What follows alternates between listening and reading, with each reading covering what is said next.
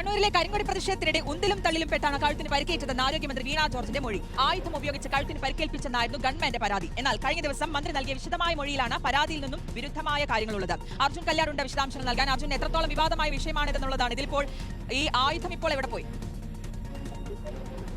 തീർച്ചയായിട്ടും അത് തന്നെയാണ് ഏറ്റവും പ്രധാനപ്പെട്ട ചോദ്യം. ഈ ഗവൺമെന്റ് പരാതിയിൽ വളരെ വ്യക്തമായ രീതിയിൽ തന്നെ ഉണ്ടായിരുന്ന ഒരു കാര്യമാണ് ആയുധം ഉപയോഗിച്ച് KSU പ്രവർത്തകർ മന്ത്രി ആക്രമിക്കാൻ ശ്രമിച്ചു എന്നുള്ളത്.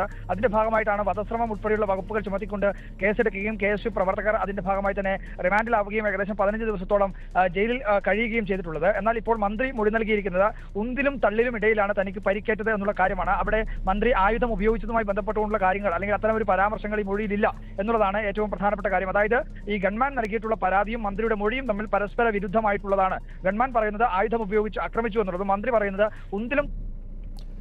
ഇപ്പോഴെങ്കിലും നമ്മുടെ വീണ ചേച്ചിക്ക് സത്യം തുറന്നു പറയാനുള്ള ഗട്ട്സ് ഉണ്ടായതിൽ ഭയങ്കര സന്തോഷം. ഇപ്പം അതിനുള്ള റീസൺ 1-2 കാര്യങ്ങളുണ്ടാവാം.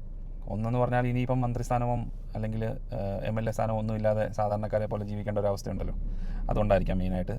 പിന്നെ കുറ്റബോധം ഉണ്ടാകാൻ സാധ്യത കുറവാണ്, കാരണം ഇതിലും വലിയ കാര്യങ്ങളും കളങ്ങളൊക്കെ പറഞ്ഞിട്ടുണ്ട്. പക്ഷേ എനിക്കറിയാൻ പറ്റാത്തൊരു കാര്യം എന്ന് പറഞ്ഞാൽ വീണ ചേച്ചി എന്തുകൊണ്ടാണ് ഇതുവരെ ഒന്ന് വെയിറ്റ് ചെയ്ത് ഇത്രയും കാര്യങ്ങൾ പറയാനായിട്ട്? കാരണം ഇലക്ഷന് മുമ്പ് ആയിരുന്നെങ്കിൽ ഒരു 10 വോട്ടെങ്കിലും എക്സ്ട്രാ കിട്ടിയേനെ. ജയിക്കത്തില്ല, അത് ഉറപ്പാണ്. ജയം മാറി നിന്നാൽ പോലും ഇപ്പോൾ കിട്ടുന്നതിനേക്കാട്ടിലും ഒരു 10-15 വോട്ടെങ്കിലും എക്സ്ട്രാ കിട്ടിപ്പോയേനെ. കാരണം മന്ത്രി സത്യം പറഞ്ഞല്ലോ എന്നുള്ളത്. പാവപ്പെട്ട പിള്ളേർ, ഒരു 5 പിള്ളേർ കരിങ്കൊടി കാണിച്ചതിനാണ് അത്രയും പ്രശ്നങ്ങളുണ്ടാക്കി ICU പോയി കിടന്ന് ആയുധമായിട്ട് കൊല്ലാൻ വന്നെന്ന് പറഞ്ഞുകൊണ്ട് ഗൺമാനെ കൊണ്ട് പരാതി കൊടുപ്പിച്ചത്. പക്ഷേ ഇപ്പോൾ സംഭവിക്കാൻ പോകുന്നതെന്നറിയാമോ? ഗൺമാനെ അങ്ങ് സൈഡാക്കും. ഗൺമാനാണ് കൊടുത്തത്, ഞാനല്ല കൊടുത്തത് എന്ന് പറഞ്ഞുകൊണ്ട് കുറേ ക്യാപ്സൂളാക്കും.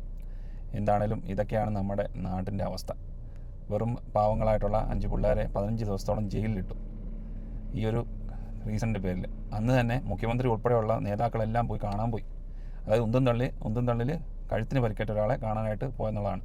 അതിൻ്റെയൊക്കെ പേരിൽ വിദ്യാർത്ഥി സംഘടനകളൊക്കെ കേരളം മൊത്തം ആക്രമണം നടത്തി. ഇതിനൊക്കെ ചിലവുകളും അല്ലെങ്കിൽ ഉണ്ടായ പ്രശ്നങ്ങളൊക്കെ ആരാണ് പരിഹാരം ചെയ്യുന്നത്? ഇവർ ജസ്റ്റ് ഉണ്ടാക്കിയ പ്രശ്നം അത് കഴിഞ്ഞിട്ട് ഇപ്പം തിരുത്തിയും പറഞ്ഞു. ആർക്ക് പോയി? നമ്മൾ സാധാരണ ജനങ്ങൾക്ക് പോയി.